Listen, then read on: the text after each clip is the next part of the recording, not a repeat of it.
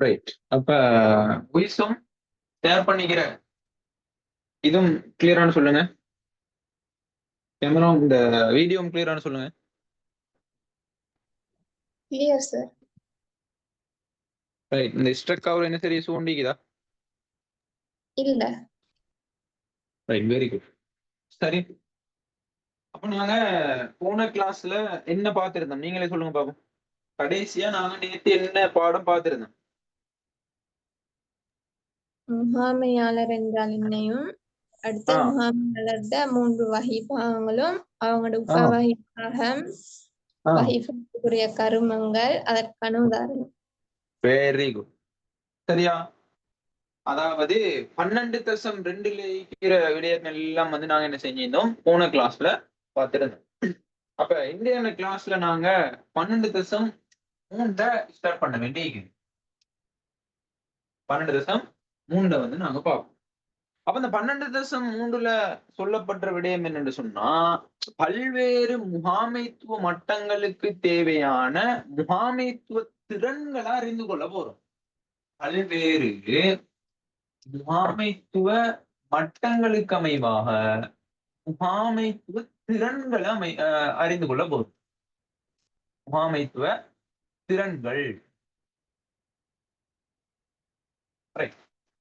இதுதான் வந்து இந்த 12.3ல பாக்குற விஷயம்.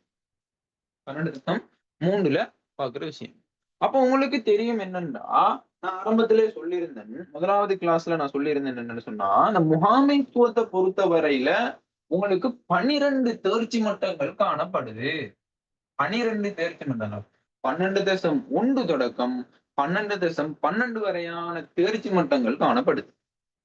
அப்ப நாங்க இப்ப பாக்குறது என்னன்னு சொன்னா 12.3. அப்ப இன்னும் எவ்வளவு தேர்ச்சி மட்டம் பார்க்க வேண்டியது 12.3 இல்லாம? சொல்லுங்க பாவம். 9.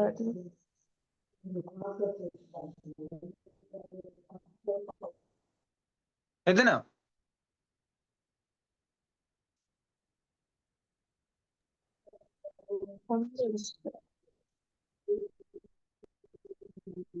9.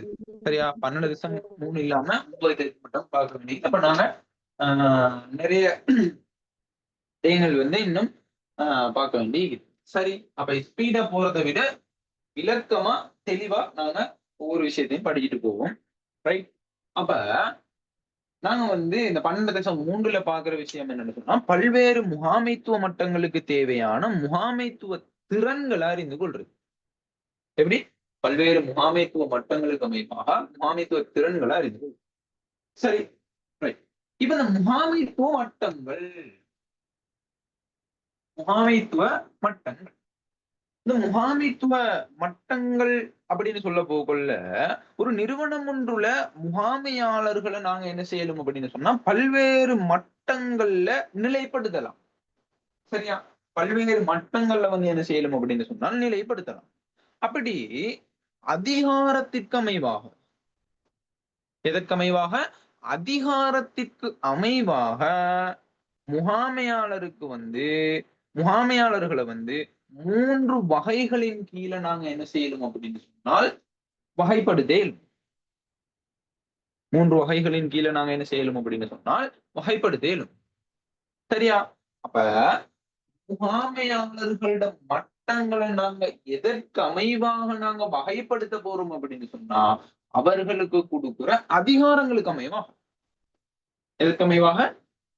அவங்களுக்கு கொடுக்கிற அதிகாரங்களுக்கு அமைவாக. அந்த அதிகாரங்களுக்கு அமைவாக நாங்க என்ன செய்யறோம் அப்படின்னு சொன்னா, முகாமையாளர்களை 3 மட்டங்களாக நாங்க என்ன செய்யறோம்? பிரிக்கிறோம். என்ன செய்யறோம்? பிரிக்கிறோம்.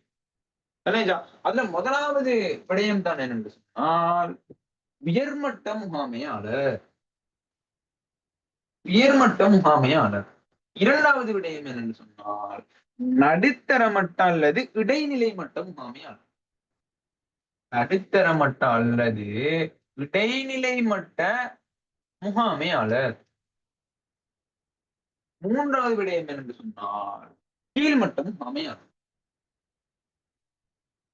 கீழ்மட்ட முகாமையாளர்.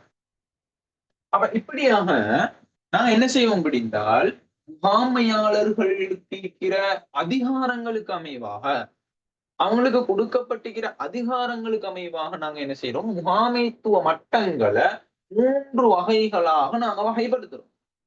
அந்த 3 வகைகளும் என்ன சொல்லுங்க பாப்போம். அந்த 3 மட்டங்களும் என்ன?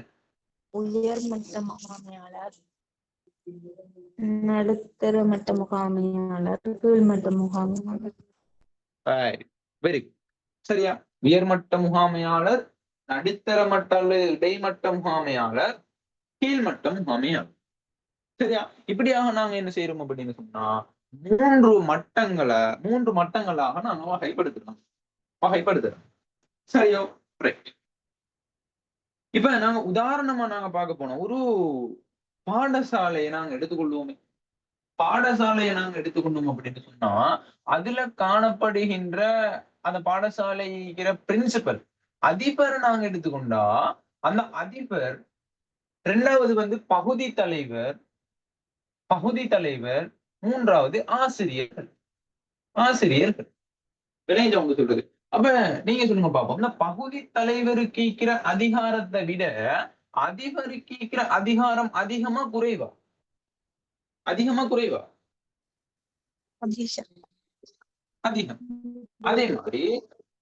அதே மாதிரி ஆசிரியருக்கு இருக்கிற அதிகாரத்தை விட பகுதி தலைவருக்கு இருக்கிற அதிகாரம் குறைவா அதிகமா?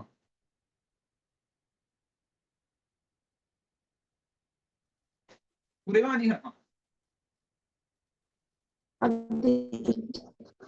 அதிகம். சரியா? அப்ப நல்லா விளங்கிக் கொள்வோம். இந்த அதிபரை விட நாங்க பார்க்க போன பகுதி தலைவருக்கு குறைவான அதிகாரம் இருக்குது. பகுதி தலைவரை விட ஆசிரியருக்கு குறைவாக அதிகாரம் இருக்குது. அப்ப என்ன விஷயம்னு சொன்னால், இந்த அதிகாரங்களுக்கு அமைவாகத்தான் என்ன செய்யப்படுது அப்படின்னு சொன்னால், இந்த முகாமைத்துவ மட்டங்களை நாங்க என்ன செய்வோம், 3 முறைகளாக நாங்க வகைப்படுத்திக்கிறோம். மேனேஜர் சொல்றது, உயர்மட்ட முகாமையாளருக்கு நாங்க அதிபரை நாங்க உதாரணமா எடுக்கலும், நடுத்தர மட்ட முகாமையாளருக்கு பகுதி தலைவரை நாங்க அதாவது உதாரணமா எடுக்கலும், கீழ்மட்ட முகாமையாளருக்கு ஆசிரியரை நாங்க உதாரணமா எடுக்கலும். மேனேஜர் அவங்க சொல்றது. அப்ப நல்லா தெளிவாக நினைக்கணும். முகாமையாளர்களோட முகாமைத்துவ மட்டங்கள், மேனேஜர் சொல்றது, முகாமைத்துவ மட்டங்களை நிறுவனம் ஒன்றில் உள்ள முகாமையாளர்களை நாங்க என்ன செய்யலும் அப்படின்னு சொன்னா பல்வேறு மட்டங்கள்ல நிலைப்படுத்தலும் வகைப்படுத்தலும் அதிகாரங்களுக்கு அமைவாக நாங்க முகாமையாளர்களை வகைப்படுத்தணும் அப்படின்னு சொன்னால் உயர்மட்ட முகாமையாளர், நடுத்தர மட்ட முகாமையாளர், கீழ்மட்ட முகாமையாளர். சரியா? இது கிளியரா விளங்கினா? இந்த பேசிக்கான விஷயம் கிளியரா விளங்கிச்சா?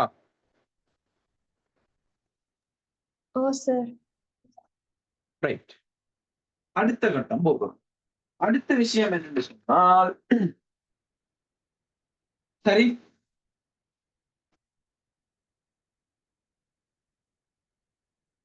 ரைட். அடுத்த விஷயம் என்னன்னு சொன்னா உயர்மட்ட முகாமையாளர் சம்பந்தமா பார்க்க போறோம். சரி,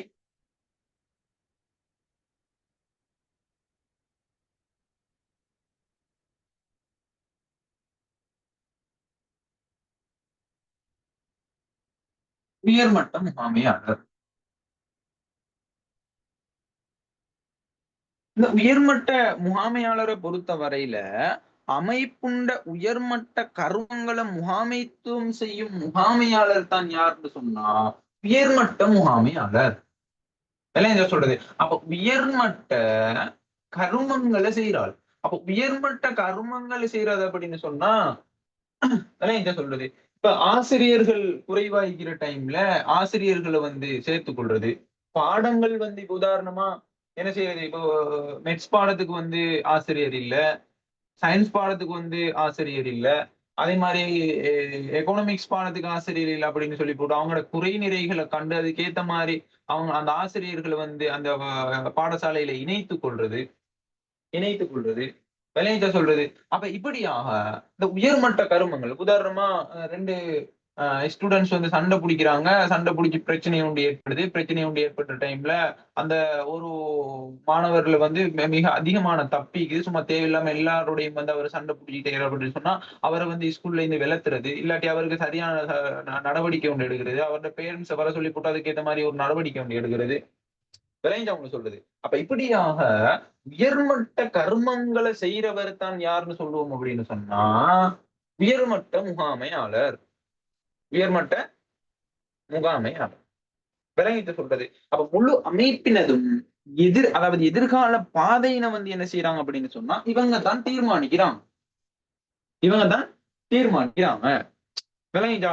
அப்ப இப்படி முழு நிறுவனத்தின் பொறுப்பு கூற வேண்டியவர் யார் அப்படின்னு சொன்னா இந்த உயர்மட்ட முகாமையாளர். உதாரணமா ஒரு பாடசாலையை நாங்க எடுத்துக்கொள்ளணும் அப்படின்னு சொன்னா அந்த பாடசாலையில ஒரு எதிர்பாராத ஒரு நிகழ்வு உண்டு, மிக மோசமான ஒரு நிகழ்வு ஒன்று நடந்து போச்சு அப்படின்னு சொன்னா அதுக்கு மிக பிரதானமாக யாரு பொறுப்பு கூறும்? ஒரு போலீஸ் அதிகாரியோ அல்லது வேற அதிகாரிகளோ வந்து அந்த ஸ்கூல்ல வந்து செக் பண்ண வராங்க. செக் பண்ண வார டைம்ல வந்து அந்த சூழல் வந்து மாசடைஞ்சிக்குது. விளைஞ்ச சொல்றது அந்த சூழல் மாசடைஞ்சிக்கிறதால சில மாணவர்களுக்கு வந்து நோய் வாய்ப்பட்டு வந்து அவர் வந்து மிக சீரியஸான நிலைமையில அந்த மாணவர்கள் ஈக்கிறாங்க. எதன் காரணமாக? அந்த சூழல் மாசடைஞ்சதன் காரணமாக. அந்த சூழல் மாசடைந்ததுக்கான காரணம் என்ன? சரியான ஒரு கழிவுப்பொருள் முகாமைத்துவம் அங்கனைக்கு இல்ல. அப்ப அங்கனைக்கு கேஸ் யாருக்கு வரும்? மெயினா யாருக்கு வரும்? நீங்க சொல்லுங்க பாப்போம். யாருக்கு வரும் அந்த கேஸ்?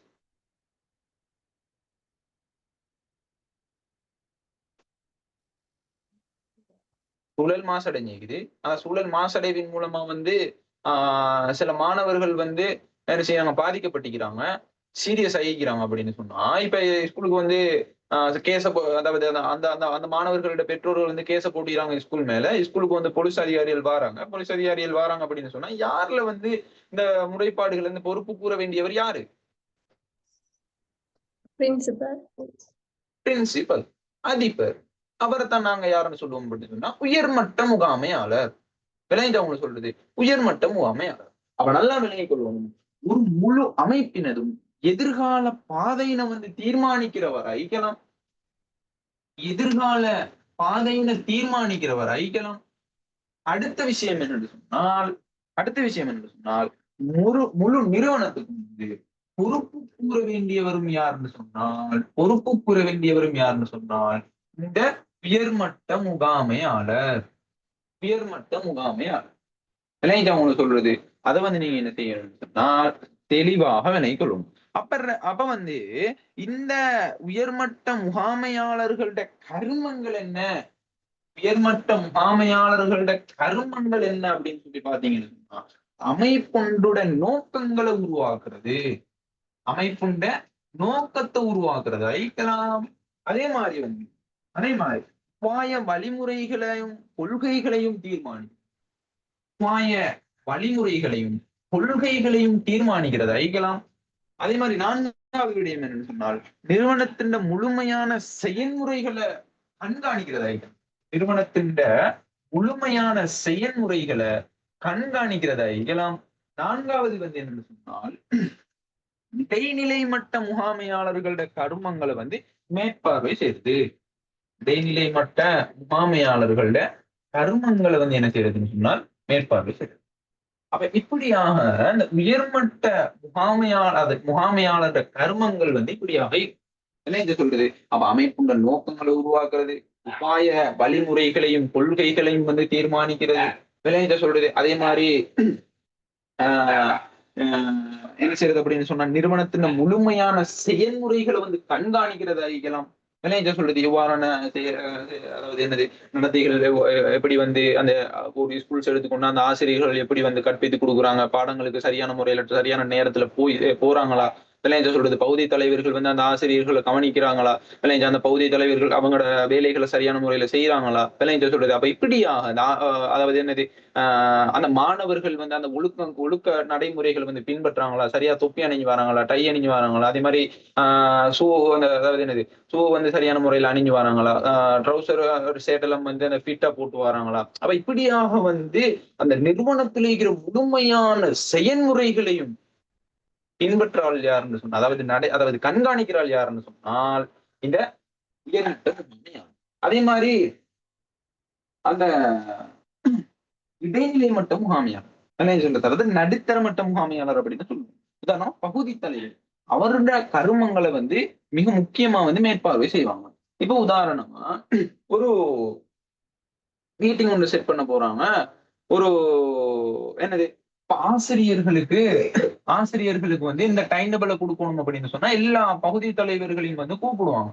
யாரு? இந்த பிரின்சிபல் கூப்பிட்டு அந்த பகுதி தலைவருக்கு ஒரு மீட்டிங் ஒண்ணு வச்சு அந்த அந்த அந்த மீட்டிங்ல சொல்லுவாங்க, இந்த இத்தனை டைம் டேபிள் இப்படியாக வந்து செய்யணும், இப்படியாக வந்து இன்டர்வல் டைம்ல வந்து இப்படியான பிரச்சனைகள் வந்து இப்படி வந்து இந்த நிறுவனத்துல ஸ்கூல்ல வந்து முன்னேற்றத்துக்கான வழிமுறைகளை வந்து சொல்றது, சில சட்ட திட்டங்களை வந்து நடைமுறைப்படுத்துறதா இருக்கலாம். அப்ப இப்படியாக வந்து என்ன செய்வாங்க அப்படின்னு சொன்னா இந்த ஓர்டரை வந்து வரும். அதாவது இந்த பிரின்சிபல்கிட்ட இந்த அதிபர்கள், அதாவது பகுதி தலைவர்களின் மூலமா பகுதி தலைவர்கள்ல இருந்து ஆசிரியர்களின் மூலமா வந்து என்ன செய்யணும் அப்படின்னு சொன்னா அந்த விடயங்கள், அந்த சட்ட திட்டங்கள், அந்த நடைமுறைகள் வந்து அந்த செயற்பாடுகள் வந்து ஓர்டரா வரும் அப்படின்றத வந்து நீங்க என்ன செய்யணும் தெளிவாக விளங்க. சரியா? கிளியரா விளங்கிச்சா?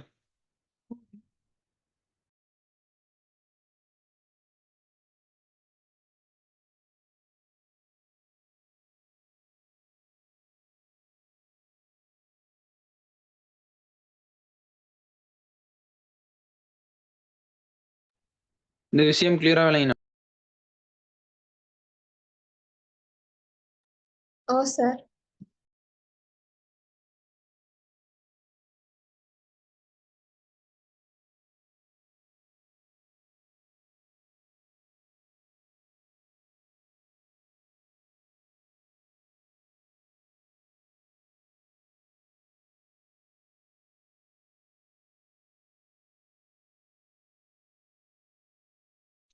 ரைட். அப்ப நல்லா விளைவுகளும் உயர்மட்ட முகாமையாளர். உயர்மட்ட முகாமையாளர் யாருன்னு சொன்னால் உயர்மட்ட கருமங்களை செய்யறவரைத்தான் நாங்க யாருன்னு சொல்லுவோம் அப்படின்னு சொன்னா உயர்மட்ட முகாமையாளர் அப்படின்னு சொல்லுவோம். விளைஞ்ச சொல்றது. அப்ப நல்லா தெளிவா விளைவுகளும் எதிர்கால ஒரு அமைப்புண்ட எதிர்கால பாதையை வந்து தீர்மானிக்கிறது. அந்த முழு நிறுவனத்துக்கும் வந்து பொறுப்பு கூற வேண்டியவர் யாருன்னு சொன்னால் இந்த உயர்மட்ட முகாமையாளர். இந்த உயர்மட்ட முகாமையாளர் அவருடைய கர்மம் என்னன்னு பாத்தீங்க அப்படின்னு சொன்னால் அமைப்பொன்றோட நோக்கங்களை உருவாக்குறது, உபாய வழிமுறைகள் கொள்கைகளை வந்து தீர்மானிக்கிறது, நிறுவனத்தின் முழுமையான செயல்முறைகளை கண்காணிக்கிறது. அதே மாதிரி வந்து இடைநிலை மட்ட முகாமையாளர்களோட கருமங்களை வந்து மேற்பார்வை செய்யறது. இதுதான் வந்து இந்த உயர்மட்ட முகாமையாளர் கருமம். அடுத்ததாக நாங்க பாக்குறோம் என்னன்னு சொன்னா இரண்டாவது விடயம்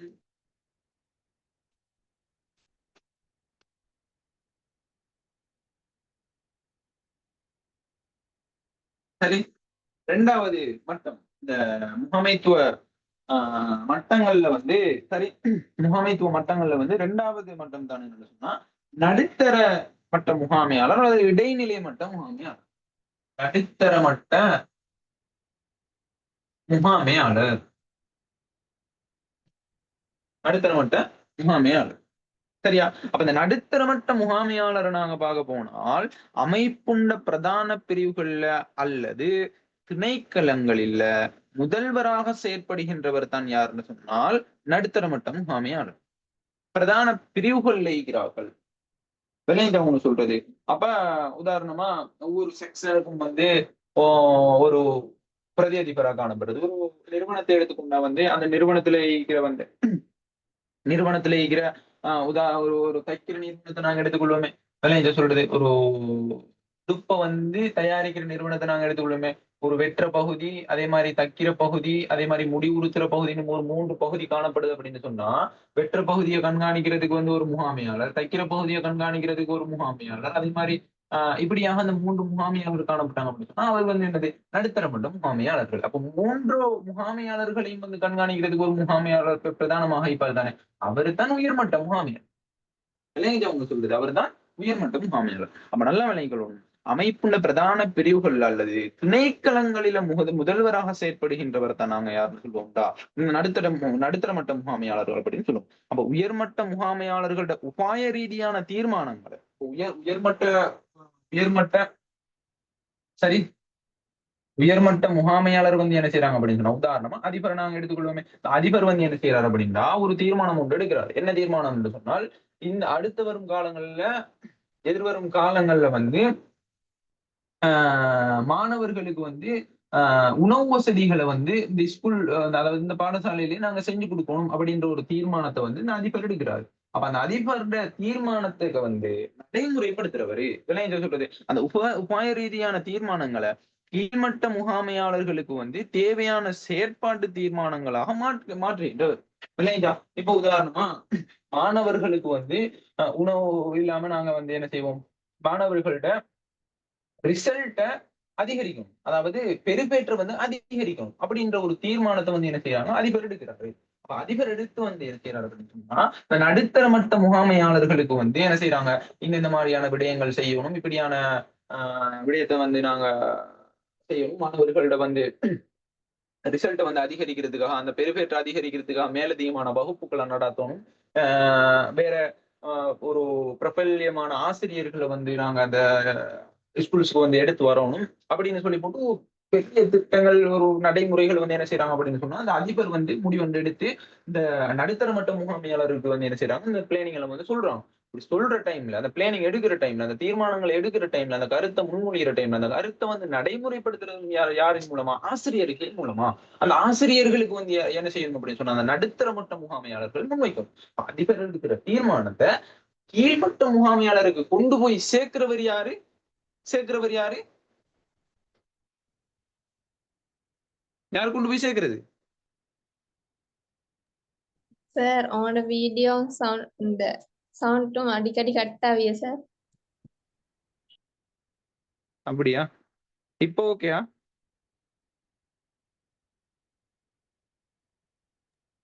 இப்ப சரி. சரி, இப்ப நான் கேட்கிற கேள்விக்கு பதில சொல்லுங்க. அதிபர் ஒரு தீர்மானம் முன்னெடுக்கிறாரு, மாணவர்களோட பெருபேற்று வந்து அதிகரிக்கணும் அப்படின்னு சொல்லி தீர்மானம் ஒன்று எடுத்து அந்த தீர்மானத்தை வந்து நடுத்தர மட்ட முகாமையாளர்களின் மூலமா கீழ்மட்ட முகாமையாளருக்கு கொண்டு போய் சேர்க்கணும். அப்ப உயர்மட்ட முகாமையாளர்கள் இந்த கீழ்மட்ட முகாமையாளருக்கு அந்த அந்த அந்த செயற்பாடு, அந்த தீர்மானத்தை, ஒரு விடயத்தை நாங்க அந்த செயற்படுத்தணும் அப்படின்னு சொன்னா யாரின் மூலமா செயற்படுத்தப்படணும்? நடுத்தர மட்ட முகாமையாளர். அதெல்லாம் இங்க சொல்றது, அவர் தான் என்ன செய்வார் அப்படின்னு சொன்னா, அந்த கீழ்மட்ட முகாமையாளருக்கு அந்த விடயத்தை கொண்டு போய் சேர்ப்பாரு. அதை வந்து நீங்க என்ன செய்யணும், தெளிவாக விலகி கொள்ளும். இது கிளியரா விளங்கினா? இது கிளியரா விளங்கினா? சார். அப்ப உயர்மட்ட முகாமையாளர்களோட உபாய ரீதியான தீர்மானங்களை கீழ்மட்ட முகாமையாளர்களுக்கு தேவையான செயற்பாட்டு அதாவது தீர்மானங்களாக மாற்றுகின்ற முகாமையாளர் தான் இந்த நடுத்தர மட்ட முகாமையாளர். இங்க சொல்றது, அதை வந்து நீங்க என்ன செய்யணும், தெளிவாக நினைக்கணும். அப்ப இவர்கள் கீழ்மட்ட முகாமையாளரோட கர்மங்கள் தொடர்புல வந்து பொறுப்பு கூற வேண்டியவர். யாருக்கு பொறுப்பு கூற வேண்டியவர்? உயர்மட்ட முகாமையாளர்களுக்கு வந்து பொறுப்பு கூறும். யார்? இந்த நடுத்தர மட்ட முகாமையாளர்கள். அப்ப எதுக்கு, எவ்வாறான விடயத்துக்கு பொறுப்பு கூறணும் அப்படின்னு சொன்னா, கீழ்மட்ட முகாமையாளர், உதாரணமா ஆசிரியர்களை நாங்க எடுத்துக்கொண்டோம் அப்படின்னு சொன்னால், அல்லது வந்து மாணவர்களை நாங்க கீழ்மட்ட முகாமையாளர் அப்படின்னு எடுத்துக்கொண்டோம்னா, இந்த மாணவர்கள் தொடர்பாக வந்து இந்த ஆசிரியர்கள் வந்து என்ன செய்யணும் என்றால், அதிபர்கிட்ட வந்து பொறுப்பு கூறணும். மாணவர்கள் தப்பு செஞ்சாங்க அப்படின்னு சொன்னா, அந்த மாணவர்கள் ஏன் தப்பு செஞ்சாங்க, என்ன காரணம், என்ன பிள்ளை நடந்தீங்க அப்படின்னு சொல்லி அதிபர் ஒவ்வொரு மாணவரா போய் செக் பண்ணி டீகேலர் தானே விளைஞ்ச சொல்றது. அவங்க என்ன செய்யறாங்க, எல்லா வகுப்புக்கும் போய் டீகேலர் தானே, பெரிய ஸ்கூல் ஒன்று எடுத்துக்கொண்டா எத்தனை வகுப்புகள் காணப்படும். இப்போ உதாரணமா 7ஆம் ஆண்டு வகுப்பு போனா அதுல ABCD நீக்கும், 8ஆம் ஆண்டு சொன்னா ABCD அப்படி நீங்க எல்லா வகுப்புக்கும் போயிட்டு என்னென்ன பிரச்சனை அதுன்னு சொல்லி கொடுப்பாங்களாரு. ஒவ்வொரு மாணவருக்கும் பிரச்சனை ஏற்பட்டுச்சு அப்படின்னு சொன்னா, அந்த ஆசிரியர் தான், அந்த வகுப்புக்கு ஏற்ற மாதிரி அந்த வகுப்பாசிரியர் தான் என்ன செய்யணும் அப்படின்னு, அந்த பிரச்சனையை அதிபருக்கு வந்து முன்வைக்கும். விளைஞ்சா அவங்க சொல்றது.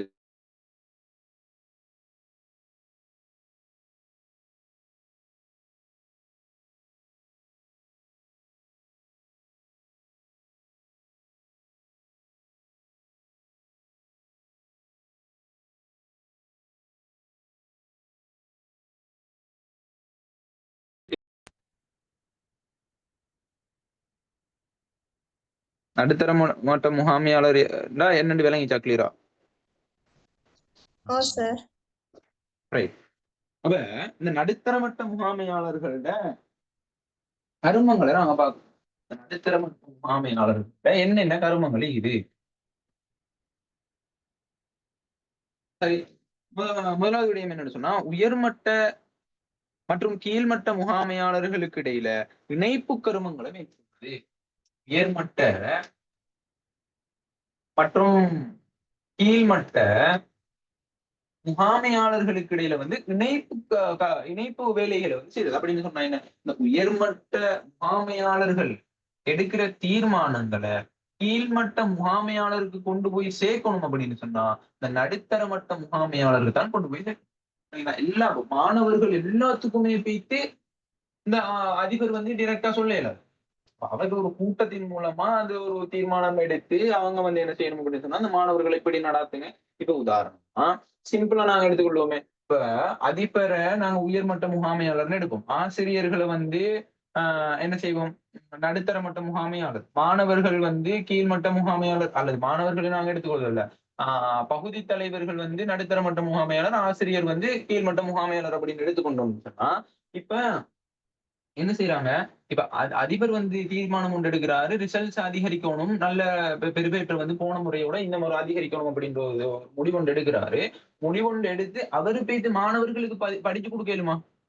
அவரு போயிட்டு மாணவர்களுக்கு படிச்சு கொடுக்கலுமா? ஏழுமா இல்லதா? எல்லா மாணவர்களுக்கும் படிச்சு கொடுக்கக்கூடிய சாத்தியம் மீக்குதா? அந்த ஸ்கூல்ஸ்லயே அவளே மாணவர்களுக்கும் அவர் படிச்சு கொடுத்து ரிசல்ட்ஸ் அதிகரிக்கலும் அப்படின்னு சொல்லி ஒரு சாத்தியம் பண்ணிக்குதா? இல்ல இல்ல. அப்ப அவர் என்ன செய்யணும் அப்படின்னு சொன்னா, இந்த ஆசிரியர்களை ஊக்குவிக்கிறதுக்காக அந்த பகுதி தலைவர்களுக்கு வந்து என்ன செய்யணும் அப்படின்னு சொன்னா ஒரு பிளானிங்க கொடுக்கணும். இந்த மாதிரி செய்வோம், இந்த மாதிரி மேலதிகமான வகுப்புகளை வந்துட்டு செய்வோம் அப்படின்னு சொல்லி போட்டு அந்த பகுதி தலைவர்கள் ஒரு பிளானிங் செய்யற டைம்ல அந்த பகுதி தலைவர் என்ன செய்வார் அப்படின்னு சொன்னா ஆசிரியர்களுக்கு வந்து இந்த விடயத்தை முன்வைப்பாரு. அப்ப முன்வச்சு கீழ்மட்ட முகாமையாளர் தான் என்ன செய்வாங்க அப்படின்னு சொன்னா அந்த விடயத்தை வந்து நடைமுறைப்படுத்துவாங்க. அப்ப இந்த அதிபர் எடுக்கிற தீர்மானத்தை ஆசிரியர்கள்ட்ட கொண்டு போய் சேர்க்கணும் அப்படின்னு சொன்னா இந்த பகுதி தலைவர் வந்து தேவை. அப்ப என்ன கேஸ், உயர்மட்ட முகாமையாளருக்கும் அதே மாதிரி கீழ்மட்ட முகாமையாளருக்கும் இடையிலான இணைப்பு கருமங்களை மேற்கொள்றவர் தான் நாங்க யாருன்னு சொல்லிவிட்டாங்க நடுத்தர மட்ட முகாமையாளர். அதுபட்ட ஒரு அவர்கிட்ட ஒரு கருமம் தான் என்ன சொன்னா உயர்மட்ட முகாமையாளர்களையும் கீழ்மட்ட முகாமையாளர்களையும் இணைப்பு கருமங்களை மேற்கொள்றாங்க. சரியா? இரண்டாவது விடயம், உயர்மட்ட முகாமையாளர்களால விருத்தி செய்யப்படுகின்ற திட்டங்கள் உபாய கொள்கைகள் என்பவற்றை வந்து நடைமுறைப்படுத்துறது. இங்க சொல்றது அப்ப உயர்மட்ட முகாமையாளர்களோட விருத்தி செய்யப்படுகின்ற திட்டங்கள் ஆகிக்கலாம், உயர்மட்ட முகாமையாளர்களால எடுக்கப்படுகின்ற திட்டங்கள் ஆகிக்கலாம், உபாய நடைமுறைகள் ஆகிக்கலாம். இதெல்லாம் வந்து நடைமுறைப்படுத்துறவர் சொல்றது நடைமுறைப்படுத்துறவர் யாருன்னு சொன்னா நடுத்தர மட்ட முகாமையாளர். இது இரண்டாவது கருத்து, நடுத்தர மட்ட முகாமையாளர். மூன்றாவது கருத்து என்ன சொன்னா உயர்மட்ட முகாமைத்துவத்துக்கு தீர்மானம் எடுப்பதற்கு தேவையான தகவல்களை வழங்குறது. உயர்மட்ட முகாமையாளருக்கு தேவையான அந்த தீர்மானம் உயர்மட்ட முகாமையாளர்களுக்கு வந்து ஒரு தீர்மானம் ஒன்று எடுக்கணும் அப்படின்னு சொன்னா உதாரணமா ஒரு நிறுவனத்தை நாங்க எடுத்துக்கொள்வோம். அந்த நிறுவனத்துல வந்து உற்பத்தி அதிகரிக்கும். அப்ப உற்பத்தியை அதிகரிக்கணும் அப்படின்னு சொன்னால் அல்லது உற்பத்தின தரத்தை அதிகரிக்கணும் அப்படின்னு சொன்னா இந்த நடுத்தர மட்ட முகாமையாளர்கள் வந்து சொல்லுவாங்க, கேள்விகள் இப்படி அதிகமாக எழுப்பப்படுது, எங்களுக்கு வந்து நிறுவனத்துல வந்து அதிகமான உற்பத்தி தேவைப்படுது அப்படின்னு சொல்லி கூட அந்த தகவல்களை முன்வைக்கிற டைம்ல அப்ப உயர்மட்ட முகாமையாளர் என்ன செய்வாங்க, ஒரு தீர்மானம் ஒன்று இருப்பான். உற்பத்தி அதிகரிக்கிட்ட மேலதிக மூலப்பொருட்களை இடணும், மேலதிகமான முதலீடுகளை வந்து செஞ்சு அதுக்கேற்ற மாதிரி வந்து என்ன செய்வாங்க அப்படின்னு சொன்னா அந்த உற்பத்தியை வந்து அதிகரிக்கிறதுக்காக ஒரு தீர்மானம் ஒன்று எடுப்பாங்க. உயர்மட்ட முகாமையாளர்கள் தீர்மானம் எடுக்கிறதுக்கு தேவையான தகவல்களை வழங்குறவர் யார் அப்படின்னு சொன்னா நடுத்தர மட்ட முகாமையாளர். அதே மாதிரி கீழ்மட்ட முகாமையாளர் கருத்துக்களை மேற்பார்வை செய்யறதும் அதை வந்து கட்டுப்படுத்தலும் யாரு செய்யறது அப்படின்னு சொன்னா அந்த நடுத்தர மட்ட முகாமையாளர். நாலாவது கருமம் இந்த நடுத்தர மட்ட முகாமையாளர். கீழ்மட்ட முகாமையாளர்கள் இருக்கிறாங்க தானே, விளங்க சொல்றது. உதாரணமா நிறுவனத்துல வந்து உயர்மட்ட முகாமையாளர் ஒரு உரிமையாளர் ஆகிறார் அப்படின்னு சொன்னால் முகாமையாளர்கள் வந்து அதாவது என்னது நடுத்தர மட்ட முகாமையாளரும் காணப்படுறாங்க. அதே மாதிரி கீழ்மட்ட முகாமையாளர் ஊழியர்களை நாங்க வச்சுக் கொள்வோம் அப்படின்னு சொன்னா ஊழியர்களையும் நாங்க வச்சுக் கொள்வோம். உரிமையாளர் நாங்க எடுத்துக்கொள்ளாம உயர்மட்ட முகாமையாளர் நாங்க எடுத்துக்கொள்ளுமே. இப்போ ஊழியர்கள் வந்து கீழ்மட்ட முகாமையாளர் எடுத்துக்கொள்வோம்னு சொன்னா அந்த ஊழியர்களோட கருத்துக்களை சொல்லி அவர்களோட குறைநிறைகளை அறிஞ்சு என்ன சொல்றது அவர்களோட கருமங்களை வந்து மேற்பார்வை செஞ்சு அந்த கருமங்களை வந்து அந்த ஊழியர்களோட கருமங்களை வந்து கட்டுப்படுத்துறதுன்னு யாருன்னு சொன்னா அந்த நடுத்தர மட்ட முகாமையாளர் சொல்றது. அப்ப அவங்க வந்து வேலை செய்யல, அல்லது டைமுக்கு வந்து அவங்க வேலைக்கு வரல, அல்லது பிழையான வேலையை வந்து செய்யறாங்க, சரியான முறையில செய்ய மாட்டேங்கிறாங்க அப்படின்னா, அவங்களோட வேலைகளை வந்து கட்டுப்படுத்துறது, அவங்களோட நடைமுறைகளை வந்து என்ன செய்யறது, அவங்களுக்கு சட்டத்திட்டங்களை வந்து விதிக்கிறது. அப்ப இப்படியான வேலைகளை செய்யறது யாருன்னு சொன்னா அந்த நடுத்தர மட்ட முகாமையாளர். விளைஞ்சு சொல்றது. அப்ப அதை வந்து நீங்க என்ன செய்யணும், தெளிவாக விளங்கணும். அப்ப நடுத்தர மட்ட முகாமையாளர்களோட கருமங்கள் என்ன, உயர்மட்ட மற்றும் கீழ்மட்ட முகாமையாளர்களுக்கு இடையிலான இணைப்பு கருமங்களை மேற்கொள்றது. அதே மாதிரி உயர்மட்ட முகாமையாளர்களால விருத்தி செய்யப்படுகின்ற திட்டங்கள், உபாயங்கள், அதே கொள்கைகள் என்பவற்றை வந்து நடைமுறைப்படுத்துறது. உயர்மட்ட முகாமைத்துவத்துக்கு தீர்மானம் எடுக்கிறதுக்கு தேவையான தகவல்களை வழங்குறது. கீழ்மட்ட முகாமையாளர்களோட கருமங்களை வந்து மேற்பார்வை செய்யறது. இதெல்லாம் வந்து என்ன சொன்னாங்க, நடுத்தர மட்ட முகாமையாளர்களோட கருமம். சரியா? இது கிளியரா விளங்கினா? இந்த விடயம் கிளியரா விளங்கிட்டா? சார். ரைட். அடுத்ததா கீழ்மட்ட முகாமையாளர். சரியா? மூன்றாவது முகாமைத்துவ மட்டத்துல மூன்றாவது மட்டம் தான் என்ன சொன்னால் கீழ்மட்ட முகாமையாளர்.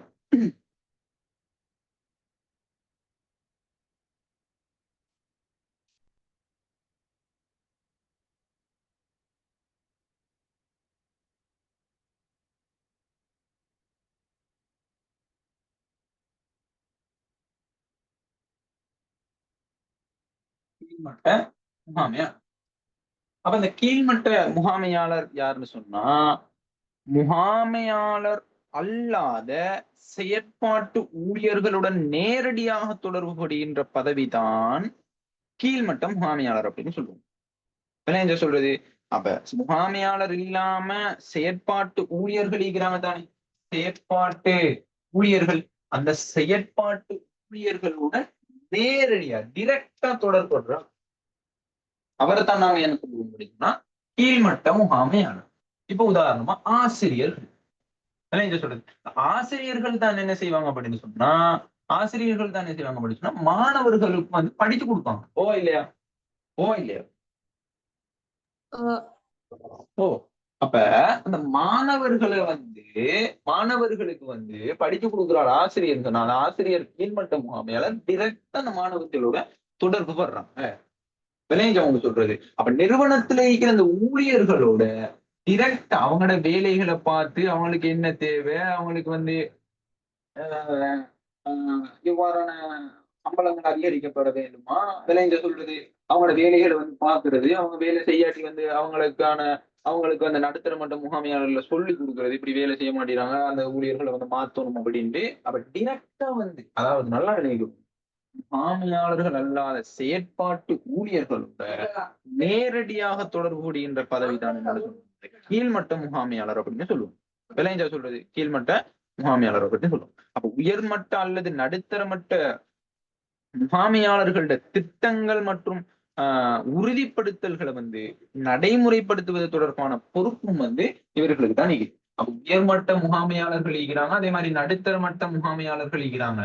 இவர்களோட திட்டங்களை, இவர்களோட தீர்மானங்களை நடைமுறைப்படுத்துறதுக்கான இந்த பொறுப்பும் வந்து யாருக்கு தெரியுது அப்படின்னு சொன்னா இந்த கீழ்மட்ட முகாமையாளர்கள்ட்ட தான் நீங்க விளைஞ்ச சொல்றது. அப்ப உயர்மட்ட முகாமையாளர்கள் வந்து தீர்மானங்களை பிளேன்களை பண்ணி அந்த நடுத்தர மட்ட முகாமையாளர்களுக்கு வந்து ஒரு விடயத்தை வந்து சொல்லி அப்ப என்ன செய்வாங்க அப்படின்னு சொன்னா அந்த கீழ்மட்ட முகாமையாளருக்கு வந்து இந்த நடுத்தர மட்ட முகாமையாளர் இப்படி வந்து செய்யணும், இந்த மாதிரி வந்து இந்த பிள்ளைகளுக்கு வந்து நல்ல முறையில படிச்சு கொடுக்கணும், சரியா அந்த எக்ஸாம் பேப்பர்களை வந்து கொடுக்கணும், மாடல் பேப்பர்களை கொடுக்கணும், யூனிட் வைஸான எக்ஸாம் செய்யணும், விளைஞ்ச சொல்றது. அப்ப மேலதிகமான கிளாஸை வந்து போடணும், படிச்சு கொடுக்குற டைம் போதாது, வீதம் போதாது அப்படின்னு சொல்லி போட்டு கீழ்மட்ட முகாமையாளர்கள், அதாவது நடுத்தர மட்ட கீழ்மட்ட முகாமையாளர்கள் வந்து என்ன செய்வாங்க அப்படின்னு சொன்னால், நடுத்தர மட்ட முகாமையாளர் கீழ்மட்ட முகாமையாளருக்கு சொல்லுவாங்க. அப்ப நல்லா வெளிக்கொள்ளணும் என்ன சொன்னால், இந்த உயர்மட்ட நடுத்தர மட்ட முகாமையாளர்களுடைய திட்டங்கள் மற்றும் உறுதிப்படுத்தல்களை வந்து நடைமுறைப்படுத்துவது தொடர்பான பொறுப்பு யாருக்கு கேக்குது அப்படின்னு சொன்னா அந்த கீழ்மட்ட முகாமையாளர். இதை சொல்றது. அதை வந்து நீங்க என்ன செய்யணும், தெளிவாக நினைக்கணும். அப்ப இவர்களோட கருமம் என்னன்னு சொன்னா, இந்த கீழ்மட்ட முகாமையாளர்களுடைய கருமங்கள் என்னன்னு சொன்னால் உயர்மட்ட நடுத்தர மட்ட முகாமையாளர்களுடைய திட்டங்கள் கட்டளைகளை வந்து நடைமுறைப்படுத்துறது. அதே மாதிரி முகாமைத்துவம் அல்லாத ஊழியர்களோட கருமங்களை வந்து மேற்பார்வை செய்யறதும் கட்டுப்படுத்துறது. முகாமைத்துவம் அல்லாத ஊழியர்கள், முகாமையாளர்கள் அல்லாத ஊழியர்களோட வேலைகளை, ஊழியர்களோட கருமங்களை வந்து அவங்க எவ்வாறான வேலைகளை வந்து செய்யறாங்க அப்படின்றத வந்து கருமங்கள், அவங்களோட கருமங்களை வந்து அதாவது மேற்பார்வை செய்யறதும், அதே மாதிரி அதை வந்து கட்டுப்படுத்துறதும் யார் செய்யுது அப்படின்னு சொன்னா இந்த கீழ்மட்டம். அப்ப அதை வந்து நீங்க என்ன செய்யணும், தெளிவாக விலைகளும். முகாமைத்துவம் அல்லாத ஊழியர்களோட கருமங்களை மேற்பார்வை செய்யறதும் கட்டுப்படுத்தணும். இப்ப கீழ்மட்ட முகாமையாளர்கள் கருமங்கள் என்னென்ன, உயர்மட்ட நடுத்தர மட்ட முகாமையாளர் திட்டங்கள் கட்டளைகளை வந்து நடைமுறைப்படுத்துறதும், அதே மாதிரி முகாமையாளர் அல்லாத ஊழியர்களோட கருமங்களை வந்து மேற்பார்வை செய்யறதும் கட்டுப்படுத்துறது. இதை சொல்றது இது கிளியரா விளங்கினா? இது கிளியரா விளங்கினா? ரைட்.